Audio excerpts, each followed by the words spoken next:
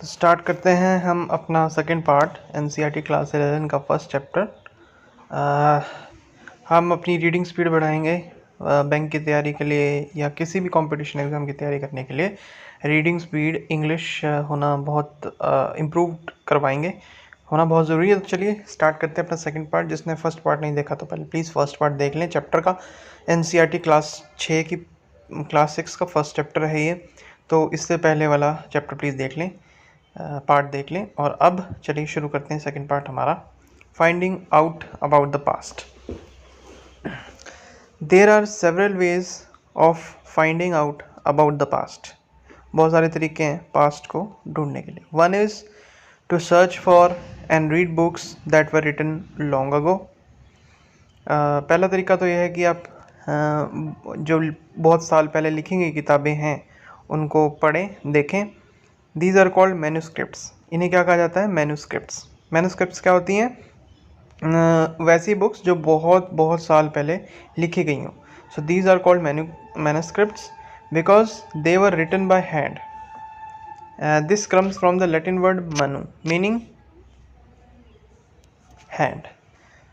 सो manuscripts का मतलब होता है हाथ से लिखा हुआ, हाथ से लिखा हुआ।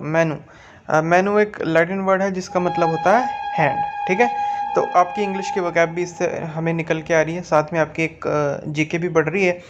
तो manu meaning hand. So these were usually written on palm leaf. ये पाम लीफ क्या होता है? पाम क्या होता है? पाम एक पेड़ का नाम है, उसके पत्ते पे यूजली लिखा होता था ये। अगर हम देखें पाम कॉपी, अगर हम गूगल सर्च करें पाम का मतलब पाम PALM पाम मीनिंग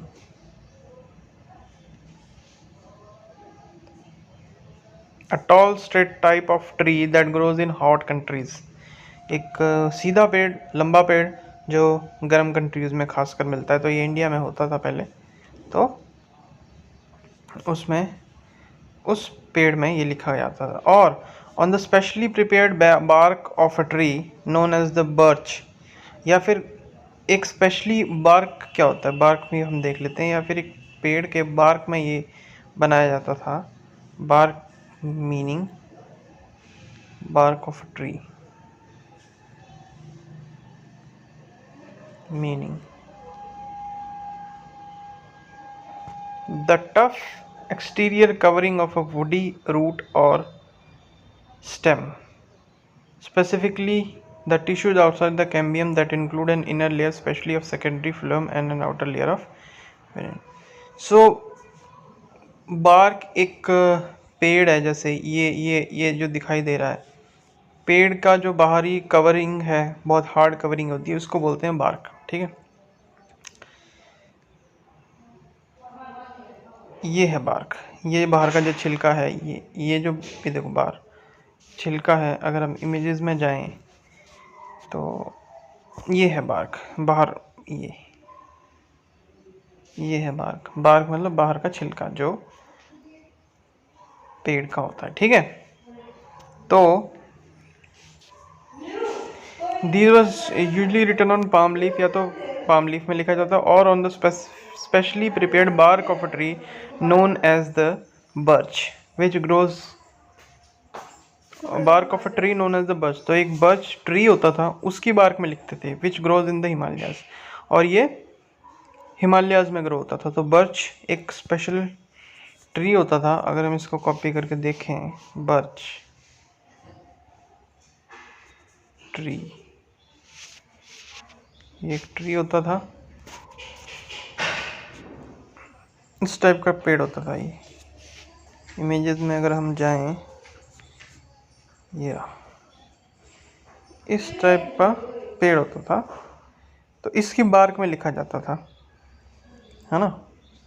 इस टाइप का पेड़ होता था, ये बर्च ट्री होता था, ये इस टाइप का, इसकी बार्क ये होती थी, है ना। तो prepare tree known as the birch which grows in the Himalayas. तो ये मैन्यूस्क्रिप्ट होती थी। A page from a palm leaf manuscript, ये मैन्युस्क्रिप्ट है, ये पेड़ के पत्ते पे लिखा गया है। This manuscript was written about 1000 years ago, 1000 साल पहले लिखा गया था। The palm leaves were cut into pages, palm leaves को पेजेस में कट किया जाता था। And Tide together to make books, और इन दोनों को आपस में जोड़ दिया जाता था बुक बनाने के लिए। टू सी अ बर्च बाक मैन्युस्क्रिप्ट टर्न टू पेज 35। अब पेज नंबर 35 पे जो बर्च नाम का पेड़ होता था उसकी बार्क का अगर मैन्युस्क्रिप्ट देखना है तो वो पेज 35 पे बताया गया है ना। आई होप आपकी वोकेबलरी भी इंक्रीज हो रही है और जीके भी बढ़ रही है। Over the years many manuscripts were eaten away by insects, some were destroyed but many have survived, often preserved in temples and monasteries. तो कुछ सालों बाद जो ये मैन्युस्क्रिप्ट्स थी, जो हाथ से लिखी गई चीज़ें थी, ये कुछ कीड़ों ने खा ली, कुछ डिस्ट्रॉय हो गई, बट कुछ बच गई, और कुछों को प्रिजर्व भी किया गया टेम्पल में। प्रिजर्व मतलब कि उसका संरक्षण करना, उसको बचाना, उसको बचा के रखना, प्रिजर्व करना। जैसे हम कोई खाने को प्रिजर्व करके फ्रिज में डालते हैं, तो उस तरीके से इनको प्रिजर्व करना, सेफ रखना, टेम्पल्स में रखा गया, ये मोनास्ट्रीज में रखा गया इन मैन्युस्क्रिप्ट्स को। अब मोनास्ट्रीज का मीनिंग क्या है? मोनास्ट्रीज का मीनिंग क्या है? Monasteries meaning a place where monks live together. Monasteries मतलब जहाँ ऋषि मुनि रहते हैं, वह स्थान जहाँ ऋषि मुनि रहते हैं। सो मोनास्ट्रीज मतलब जहाँ ऋषि मुनि रहते हैं। ये टेम्पल टाइप का हो गया, देखो ऋषि मुनि रहते हैं जहाँ। मोनास्ट्रीज, बड़ी बड़ी मोनास्ट्रीज हैं ये। सिक्किम मोनास्ट्रीज देखो, जहाँ ऋषि मुनि रहते हैं, जहाँ संत परमात्मा वाली बातें होती हैं, चीज़ें होती हैं, जहाँ ऋषि मुनि रहते हैं। देखो ये देखो कितनी सुंदर प्लेस है, ऋषि मुनि रहते हैं, मोनास्ट्री होती है, इसको बोलते हैं जहाँ मोनास्ट्री मतलब ऋषि मुनि रहना। आपको याद करने की जरूरत नहीं, मैं ऐसा इतना बोलूँगा कि आपको ऑटोमेटिकली याद आ जाएगा, कोई चक्कर ही नहीं है। ये देखो, ये देखो, ये इतनी इमेजेस दिखा दूंगा, इतना बोल दूंगा, आप भूल ही नहीं सकते इस वर्ड को, मोनास्ट्रीज, जहाँ बड़े बड़े वो लोग रहते हैं, ठीक है, तो ऋषि मुनि रहते हैं, तो इन्हें वहाँ हम इन मैन्युस्क्रिप्ट्स को वहाँ रखा गया था। These books dealt with all kind of subjects, ये बुक्स ना सब हर सब्जेक्ट्स में लिखी गई हैं, जैसे कि रिलीजियस बिलीफ्स एंड प्रैक्टिसेस, जैसे धार्मिक बुकें हो गई, religious beliefs and practices, the lives of Kings, राजाओं की ज़िंदगी, मेडिसिन एंड साइंस, मेडिसिन के बारे में, साइंस के बारे में भी लिखा गया। बिसाइड्स, इसके अलावा, बिसाइड्स मतलब इसके अलावा, there were epics, poems, plays, poems भी पता लग गई, प्लेस भी पता लग गए। जो प्लेस मतलब कि जो स्टोरी लिखी गई है, epics, there were epics, epics का क्या मतलब है, इसको भी हम सर्च मारते हैं। There were epics, epics meaning वीर गाथा, महान गाथा। The Mahabharata is a well known Indian epic. वीर गाथा मतलब बहुत महान कथा, ठीक है। एपिक का मतलब महान कथा। What is the full meaning of epic? Usually long or great in size and scope. Epic genius, long poem telling of the deeds of a hero or concentrating on the ideals of a nation or culture. तो epic मतलब वीर गाथा, महान कथा। सो इसके अलावा epics भी इसमें लिखे गए थे, पोएम्स भी लिखी गई थी, प्लेस भी लिखे गए थे। Many of these were written in Sanskrit, और इनमें से ज़्यादातर संस्कृत लैंग्वेज में लिखे गए थे। अदर्स वर इन प्राकृतिक लैंग्वेज में भी एंड तमिल में भी लिखे गए थे। सो प्राकृत भी एक लैंग्वेज थी। Others were in Prakrit languages used by ordinary people and Tamil. So Prakrit भी एक लैंग्वेज थी, उसमें भी ये मैन्युस्क्रिप्ट लिखे गए थे। प्राकृत अगर हम देखें, ये भी एक लैंग्वेज थी, प्राकृत। Any of the ancient or medieval vernacular or dialects of northern and central India that existed alongside or were derived from Sanskrit. Any of the ancient or medieval vernacular dialects of northern and central Indian that existed alongside word derived from Sanskrit, Sanskrit से ये एक language बनी थी जो ancient और medieval time पे north के लोग बोलते थे और सेंट्रल इंडिया बोलता था। नॉर्थ के लोग बोलते थे और सेंट्रल इंडिया में कुछ लोग जो रहते थे वो प्राकृत बोलते थे। और ये कहाँ से डिराइव हुई थी? ये संस्कृत से डिराइव हुई थी। ये कॉमन लैंग्वेज होती थी संस्कृत लैंग्वेज। प्राकृत क्या होता था? It was a commoner's language in the Magadha empire. This was the language spoken by the famous religious figures like Gautam Buddha and Mahavir. ये एक फेमस लैंग्वेज थी, कॉमन लैंग्वेज थी। मगध एम्पायर में बोलते थे इसको। मगध जो आज के टाइम में बिहार में है, मगध एम्पायर में इस लैंग्वेज को यूज़ करते थे। और ये किससे कौन बोलता था? गौतम बुद्ध और Mahavir. And was also the language of the courts of Magadh, mahajanapada and the Maurya empire. तो इसके बारे में इतना है इस लैंग्वेज के बारे में। ये बहुत सारी चीज़ें संस्कृत में और कुछ प्राकृत में और कुछ तमिल में लिखी गई थी। We can also study inscriptions. अब देखते हैं इंस्क्रिप्शंस क्या है। These are writings on relatively hard surfaces such as stone और मेटल। खुदाई, जिस तरीके से स्टोन में हम खुदाई से कुछ लिखते हैं, किसी मेटल पे लिखते हैं, तो ये वो जो लिखाई है इसे हम कह सकते हैं इंस्क्रिप्शंस। तो हम उन्हें भी पढ़ सकते हैं जो उस टाइम पे करवाई गई थी। These are writings are relatively hard surfaces पे होती थी सच एज स्टोन और मेटल, है ना, inscriptions. Sometimes kings got their orders inscribed so that people could see, read and obey them. कभी कभी जो राजा होते थे वो अपने ऑर्डर ना इन चीज़ों पे इंस्क्राइब कर देते थे, लिख लेते थे, कुछ हार्ड सर्फेसेस पे इंस्क्राइब कर देते थे ताकि लोग उसे देखें, पढ़ें और उसे फॉलो करें, उस ऑर्डर को। There are other kinds of inscriptions as well. कुछ दूसरे टाइप की इंस्क्रिप्शंस भी होती थी। Where men and women including kings and queens, जहाँ पे लोग और जहाँ पे मर्द और औरतें, राजा और रानियाँ रिकॉर्डेड व्हाट दे डिड। जहाँ पे जो चीज़ उन्होंने करी वो उन्होंने रिकॉर्ड भी करी इंस्क्रिप्शन के थ्रू। इस टाइप की इंस्क्रिप्शन भी है, जैसे आज के टाइम में हम रिकॉर्डिंग वीडियो रिकॉर्ड करते हैं या फिर आई मीन किसी भी तरीके से हम लिखते हैं। तो उस टाइम पे भी कुछ ऐसी एक्टिविटीज़ होती थी सभी लोगों की, औरतों की, मर्दों की, जो भी है, राजाओं की, रानियों की, जो भी इन्होंने एक्टिविटी करी उसको रिकॉर्ड किया इंस्क्रिप्शन के through. For example Kings often kept records of victories in battle. जैसे कि राजा कोई वॉर जीत के आया है तो उसको हमेशा रिकॉर्ड में लिख लेता था, इंस्क्राइब कर लेता था। Can you think of the advantages of writing on a hard surface? क्या आप सोच सकते हो कि हार्ड सरफेस पे लिखने के एडवांटेजेस क्या हैं?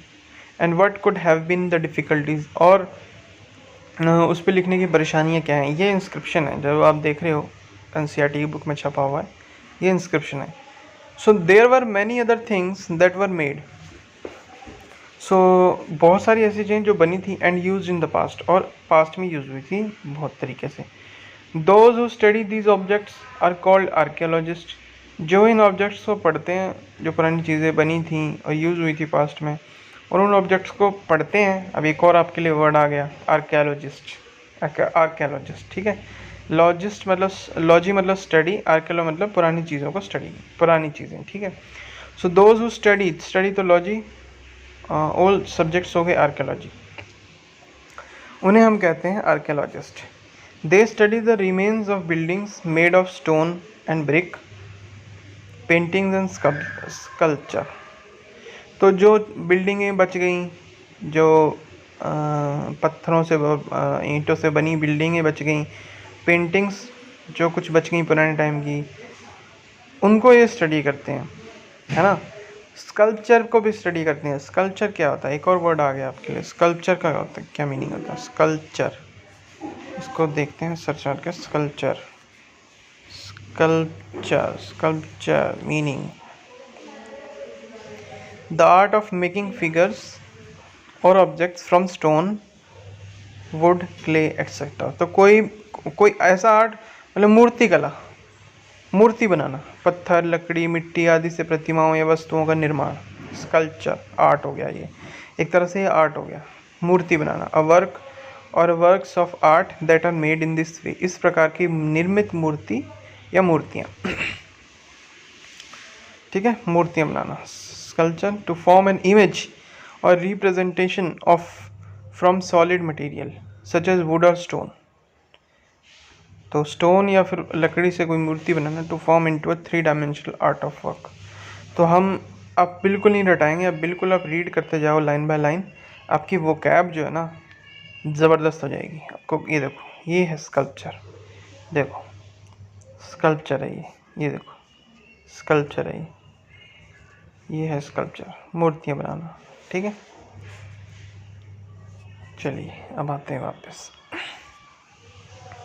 तो ये इन चीज़ों को पढ़ते थे, है ना। So they also explore and excavate, explore मतलब और एक्सप्लोर करते थे। They also explore and excavate, excavate का मतलब क्या होता है, dig under the surface of the earth. वो और घूमते थे, आर्कियोलॉजिस्ट और घूमते हैं। दे ऑल्सो एक्सप्लोर, घूमते रहते हैं, एक्सप्लोर करना होता है ना, किसी चीज़ को एक्सप्लोर करते हैं। और एक्सकेवेट मतलब उसको, डिग मतलब खोदना, under the surface of the अर्थ, तो हम वो खोदते भी, एक्सकेवेट भी करते हैं, जो धरती है उसको खोदते भी हैं। Excavate to find tools, weapons, pots, pans, ornaments and coins, तो खोदते भी हैं। जो उस टाइम पे औजार होते थे, टूल मतलब औजार होते थे, वेपन मतलब हथियार होते थे, पॉट्स, पॉट्स आपको पता ही है, गमले कुछ, पैन्स, पैन्स मतलब बर्तन, ऑर्नामेंट्स, ऑर्नामेंट्स होते थे। ऑर्नामेंट्स का मतलब क्या होता है, ज्वेलरी, ऑर्नामेंट्स का होता है ज्वेलरी, एंड कॉइन्स, सिक्कों को ढूंढते ढूंढते हैं, है ना। तो एक बार हम पेन्स का मीनिंग देख लेते हैं इसमें। पेन्स मीनिंग,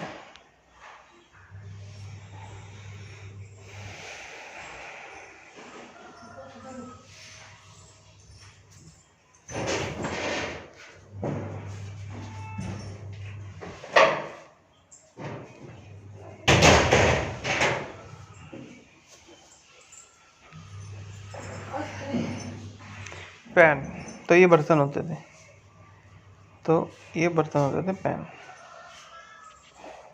है ना। सो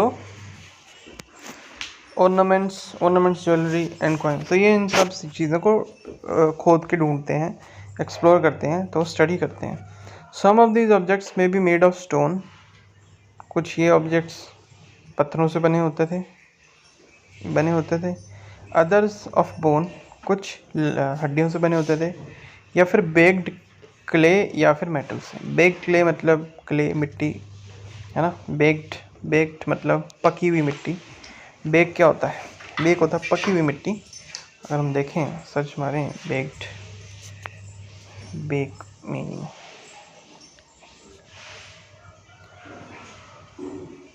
to cook or be cooked in an oven in dry, ठीक है।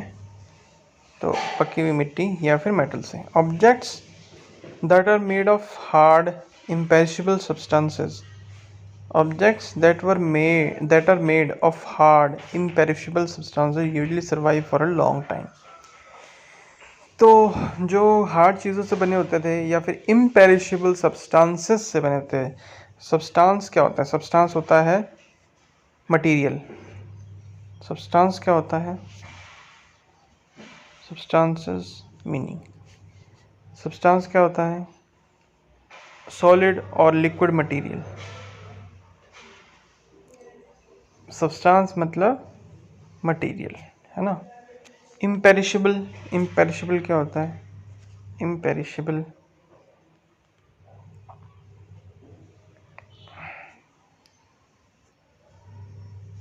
Imperishable meaning, imperishable meaning that which will last for ever और फॉर अ लॉन्ग टाइम, जो ज़्यादा देर तक लास्ट करे, हमेशा या लंबे समय तक रहने वाला, स्थाई, परमानेंट, हमेशा या लंबे समय तक रहने वाला। इम्पेरिशेबल, इम्पेरिशेबल लंबे समय तक रहने वाला, है ना। लंबे समय तक रहने वाला। देख रहा हूँ आपको कैसे याद कराऊँ इस वर्ड को, लंबे समय तक रहने वाला। देखो गॉड क्या है, इम्पेरिशेबल है ना, लंबे समय तक कभी ख़त्म ही नहीं होगा, इम्पेरिशेबल। गॉड देखो इम्पेरिशेबल है ना, तो ऐसे आप याद रखोगे वर्ड्स, इम्पेरिशेबल, ठीक है, imperishable. So objects that are made of hard, imperishable substances usually survive for a long time. अब ये जो आप तस्वीर देख रहे हो सामने, ये वाली, ये है क्या? एन ओल्ड इंस्क्रिप्शन है ये। This inscription dates to about 2250 साल पहले का इंस्क्रिप्शन है ये, and was found in Kandahar, present day Afghanistan. Kandahar में पाया गया था ये, present day Afghanistan. It was inscribed on the orders of a ruler named Ashoka. Ashoka के ऑर्डर्स को, उस टाइम पे एक रूलर होता था अशोका, जिसके बारे में हम पढ़ेंगे आगे। तो उसने अपने ऑर्डर इंस्क्राइब करवाए थे, उसने अपने ऑर्डर इंस्क्राइब करवाए थे। You will read about him in chapter 7। Chapter 7 में हम इसके बारे में पढ़ेंगे। When we write anything we use a script. तो जब हम कुछ लिखते हैं तो हम क्या यूज़ करते हैं? स्क्रिप्ट यूज़ करते हैं। स्क्रिप्ट्स होती क्या है?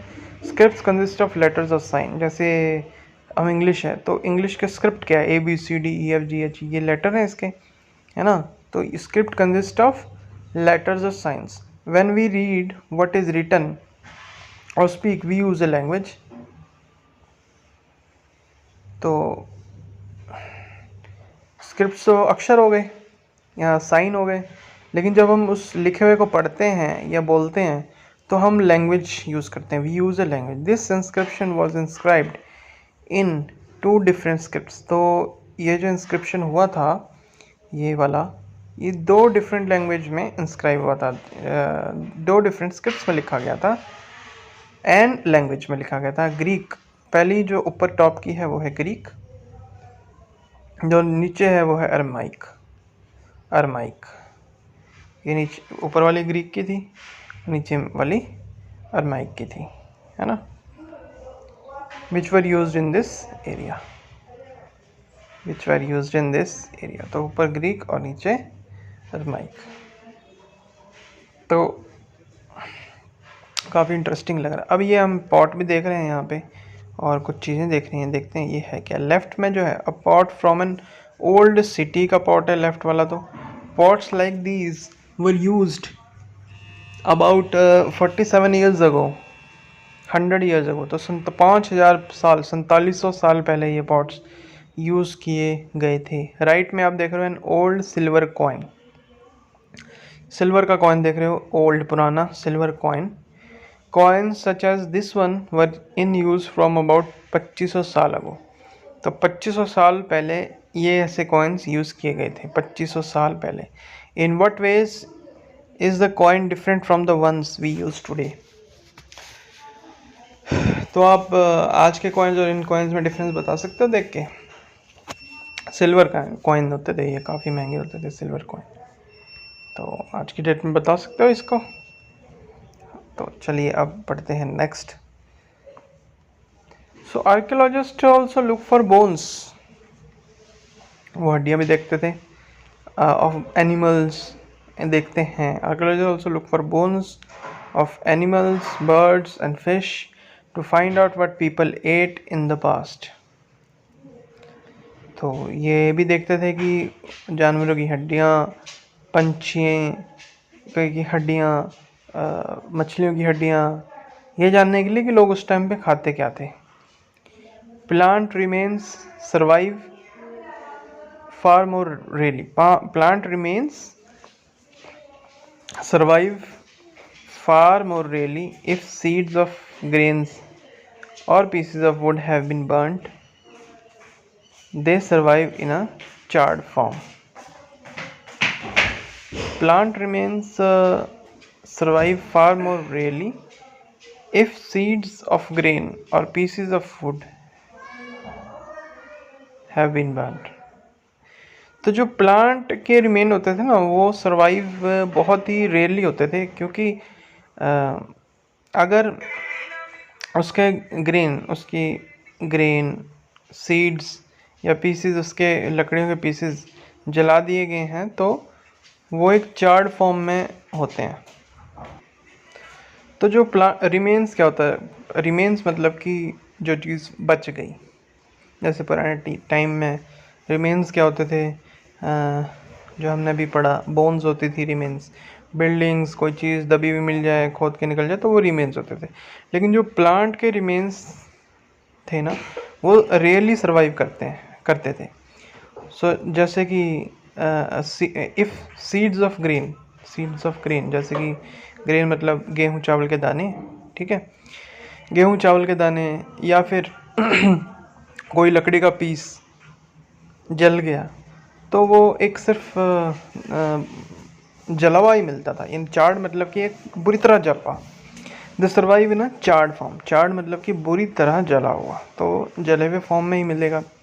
सो चार्ड का मीनिंग भी हम एक वोकैब मिल गई है, एक वोकैब भी हमें फिर से मिल गई है। चार्ड मतलब बुरी तरह जला हुआ। Do you think cloth is found frequently by archaeologists? तो आपको लगता है कि कपड़े, अगर मैं आपसे पूछूं कि आपको लगता है कि आप कपड़े मिलते हैं आर्कोलॉजिस्ट को? हिस्टोरियंस कौन होते हैं? हिस्टोरियंस भी हिस्ट्री के जाने माने जानकार होते हैं, जिन्हें हिस्ट्री का ज़्यादा पता होता है। Historians that is scholars who study the past. Historian कौन होते हैं? That is scholars who study the past, जो पास्ट को स्टडी करते हैं। स्कॉलर मीन भी देख लेते हैं। स्कॉलर मतलब एक सब्जेक्ट में महारत। स्कॉलर्स मीनिंग एक सब्जेक्ट में जिनका बहुत। Person who studies and has a lot of knowledge about a particular subject. So किसी एक विशेष सब्जेक्ट की स्टडी करना या नॉलेज रखना। अ person who studies and has a lot of knowledge about a particular subject. So historians that is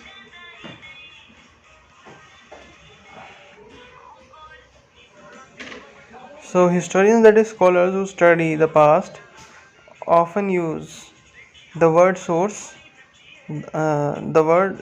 to refer to the information found from manuscripts, inscriptions and archaeology. One source, हाँ। तो historians वो होते हैं, वो scholars होते हैं जो जिन्हें वो स्कॉलर्स मतलब एक पर्सन जिसको एक पर्टिकुलर सब्जेक्ट की बहुत नॉलेज है। तो ये जो हिस्टोरियन जो स्टडी करते हैं पास्ट को, ज़्यादातर वर्ड क्या यूज़ करते हैं? वर्ड सोर्स को यूज़ करते हैं। ये रेफ़र करने के लिए करते हैं कि कोई इन्फॉर्मेशन अगर मैन्युस्क्रिप्ट से मिली है, इंस्क्रिप्शन से मिली है, आर्कोलॉजी से मिली है, तो वो सोर्स को बताते हैं कि कहाँ से उन्होंने ली है वो इन्फॉर्मेशन। मैन्युस्क्रिप्ट से ली है, इंस्क्रिप्शन से ली है, या फिर आर्कियोलॉजी से ली है। Once sources are found. एक बार अगर सोर्स पता लग गया, learning about the past becomes an adventure. तो पास्ट के बारे में जानना एक एडवेंचर हो जाता है।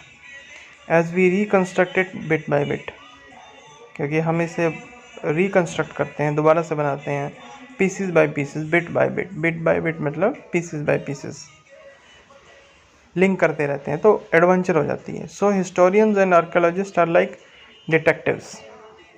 सो जो हिस्टोरियंस और आर्कियोलॉजिस्ट होते हैं वो जैसे कि डिटेक्टिव्स हैं। डिटेक्टिव्स मतलब कि जो ज़्यादा छानबीन करते हैं ना, detectives meaning a person, especially a police officer who tries to solve crimes. जासूस है ना, जासूस। तो so historians are like detective जासूस who use all these sources like clues, जो इन sources को clues की तरह यूज़ करते हैं to find out about our past। जो इन sources को clues की तरह यूज़ करते हैं to find out about our past। So next topic आ जाता है वन पास्ट और मैनी। क्या एक पास्ट है या बहुत सारे पास्ट हैं? Did you notice the title of this book our past? जो इस, अगर आपने नोटिस किया इस बुक का जो टाइटल है वो क्या है, वो है आर पास्ट, हमारा past, past PAST, we have used the word past, हमने क्या वर्ड यूज़ किया है, एस लगाया है in plural to draw attention to the fact that the past was different for different groups of people. तो जो past different था, different groups of people के लिए डिफरेंट था, इसीलिए बहुत सारे पास्ट हैं। For example the lives of herders, अभी हमने पीछे पढ़ा था हर्डर्स का मतलब क्या है। For example the lives of herders, herders मतलब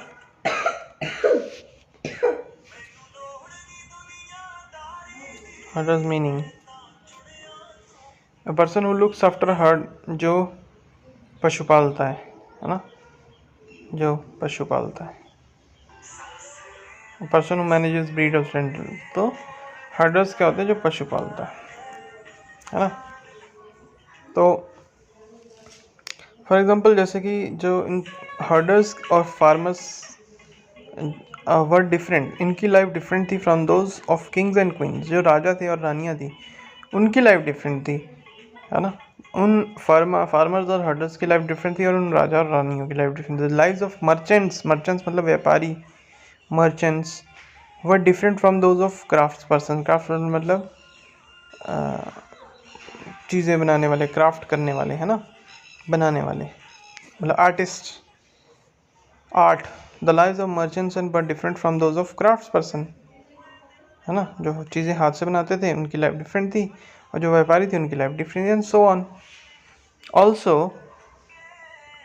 as is true even today, people follow different practices and customs in different parts of the country. सो ये तो आज भी सत्य है कि लोग डिफरेंट पार्ट ऑफ कंट्री से डिफरेंट प्रैक्टिसेस करते हैं, उनके कस्टम्स भी डिफरेंट। कस्टम मतलब क्या होता है, कस्टम्स मतलब क्या होता है, rules and regulations. Different practices, practices मतलब जो पहले से उनकी प्रैक्टिस चलती आ रही है, उनका रूल्स रेगुलेशंस, है ना। जैसे हम देखें प्रैक्टिस एंड कस्टम्स, कस्टम्स का मीनिंग क्या होता है,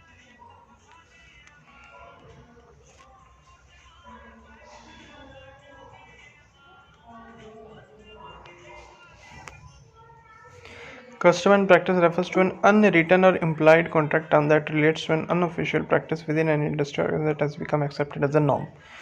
तो ये रिटर्न नहीं है कहीं भी, लेकिन एक नॉर्म बन गया सोसाइटी में, है ना। कस्टम एंड प्रैक्टिस कहीं रिटर्न नहीं है, बट एक नॉर्म बन गया, एक रूल बन गया इन different parts of the country. तो लोग आज भी बहुत जगह दूसरे कितने डिफरेंट प्रैक्टिस एंड कस्टम्स करते हैं। फॉर एग्जांपल टुडे, जैसे कि आज की अगर हम बात करें, today most people living in the Andaman islands get their own food by fishing, hunting and collecting forest produce। जैसे कि ज़्यादातर लोग जो अंडमान आइलैंड में रहते हैं वो अपना खाना फिशिंग से निकालते हैं, हंटिंग से निकालते हैं, या फिर जंगलों से खाना कलेक्ट करके लेते हैं। By contrast most people living in cities depend on others for supplies of food. By contrast में अगर बात करें तो ज़्यादातर लोग जो सिटीज़ पे रह रहे हैं वो दूसरों पर डिपेंड है उनको सब फूड सप्लाई करने के लिए। Differences such as these existed in the past as well. तो जो आज डिफरेंसेस हैं ऐसे वो पास्ट में भी थे, है ना, पास्ट में भी। Besides there is another kind of difference, इसके अलावा और भी एक दूसरा डिफरेंस था। We know a great deal about kings and the battles they fought because they kept records of their victories. हम राजाओं के बारे में बहुत कुछ जानते हैं क्योंकि जो लड़ाइयाँ उन्होंने लड़ी हैं उनका वो अपना रिकॉर्ड भी रखते थे, अपनी विक्ट्रीज अपनी उनकी वो रिकॉर्ड भी रखते थे। Generally ordinary people such as hunters, fishing folk, generally ordinary people such as hunters, fishing folk, gatherers, farmers और herders did not keep records of what they did। तो ज़्यादातर जो ऑर्डिनरी लोग होते थे, हंटर्स शिकारी, फिशिंग फोक, फोक मतलब पीपल, फोक मतलब पीपल, फोक मतलब पीपल। अभी देखते हैं इसका मीनिंग, वोकेबलरी भी हमें स्ट्रॉन्ग करनी है तो इसी वजह से ही हम इसकी रीडिंग ले रहे हैं। फोक मीनिंग, फोक मीनिंग सो लोग, जनसाधारण, पीपल इन जनरल, है ना। तो फिशिंग फोक गैदरर्स मतलब जो कलेक्ट करके अपना फूड लेते थे और पिक करते थे वो अपना फूड। गैदरर्स फार्मर्स और हर्डर डिड नॉट। तो ये नॉर्मल लोग जो हर्डर होते थे फार्मर, ये अपना रिकॉर्ड नहीं मेंटेन करते थे। While archaeology helps us to find out about their lives, there is much that remains unknown. हालांकि आर्कियोलॉजी हमें मदद करती है उनकी ज़िंदगी के बारे में फाइंड आउट करने के लिए, बट ऐसा बहुत कुछ है जो अभी भी बचा हुआ है, रिमेन्स अननोन। बट ऐसा बहुत कुछ है जो अभी तक अननोन है और बचा हुआ है। What do dates mean? Dates का क्या मतलब है? What do dates mean? If somebody asks you the date, you will probably mention the day, month and year, 2000 and something. अगर आपको कोई डेट पूछे तो आप बताओगे मंथ, दिन, साल और ऐसे। These years are counted from the date generally assigned to the birth of Jesus Christ, the founder of Christianity. So ये जो साल थे ये जनरली काउंट कहाँ से होते हैं? ये जनरली स्टार्टिंग कहाँ से हुई थी? ये जब बर्थ हुआ था जीसस क्राइस्ट का, जो क्रिश्चियन धर्म का फाउंडर है, उस दिन से ये ईयर्स काउंट हो रहे हैं। So 2000 mean 2000 years after the birth of Christ. So अगर हम 2000 की बात करें तो 2000 मतलब जो क्राइस्ट का बर्थ हुआ था उसके 2000 साल बाद। 2000 means 2000 years after the birth of Christ. All dates before the birth of Christ are counted backwards and usually have the letters BC before Christ added on. So जितनी भी डेट है birth of Christ के बाहर पहले, जितनी भी dates हैं before the birth of Christ, उससे पहले की जितनी भी डेट्स हैं उसको हम कैसे रिप्रेजेंट करेंगे? उसको हम लिखते हैं have the letters BC added on. तो उस पर हम लिखते हैं BC बिफोर क्राइस्ट। उससे डेट क्राइस्ट से पहले की डेट बताने के लिए हम लिखते हैं BC added on. In this book we will refer to dates going back from the present using 2000 as a starting point. So इस बुक में हम रेफ़र करेंगे पहले जाने के लिए, प्रेजेंट से पहले जाने के लिए 2000 एज अ स्टार्टिंग पॉइंट। सो यहाँ पे है कुछ एक बॉक्स है जो डेट्स में बताया गया है। Letters with dates, BC stands for before Christ, अभी हमने पढ़ा। You will sometimes find AD before dates, कोई डेट मेंशन है 18700 समथिंग लाइक दैट, तो उससे पहले आप देखोगे AD भी लिखा हुआ है। This stands for 2 Latin words. इसका मतलब होता है anno domini, meaning in the year of the lord that is Christ, मतलब कि क्राइस्ट के साल में। So 2012 can also be written as AD 2012। So 2012 हम कैसे लिख सकते हैं? ऐसे भी लिख सकते हैं AD 2012। Sometimes CE is used instead of AD and BCE used instead of BC. So the letters C stand for common era। C का मतलब होता है common era और BC का मतलब होता है before common era। We use these terms because the Christian era is now used in most countries of the world. In India, we began using this form of dating from about 200 years ago. तो हम India में ये 200 साल पहले इस तरीके की dates use हुई थी। And sometimes the letter BB mean before present are used. Find 2 dates mentioned on page number 3। Which set of letters would you use for them? So इसमें कीवर्ड्स क्या है? Manuscript, inscription, archaeology, historian, source, डिसिफरमेंट।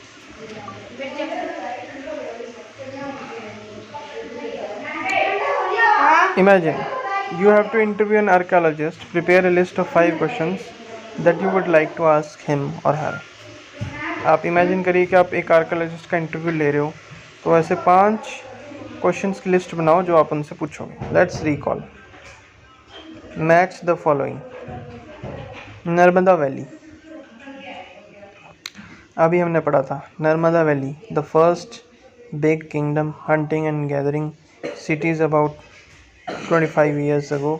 Early agriculture the first cities. तो ये आपको match करनी है ये पढ़ने के बाद। Let's return to Rashid. Can you think of some answers to it? Make a list of all objects and that archaeology may find. Which of these could be made of stone? Why do you think ordinary men and women did not generally keep records of what they did? Describe at least two ways in which you think the lives of kings would have been different from those of farmers. Some important. The beginning of agriculture 8,000 years ago. The first cities on the Indus 4,700 years ago. Cities in the Ganga Valley, a big kingdom in Magad 25 years ago.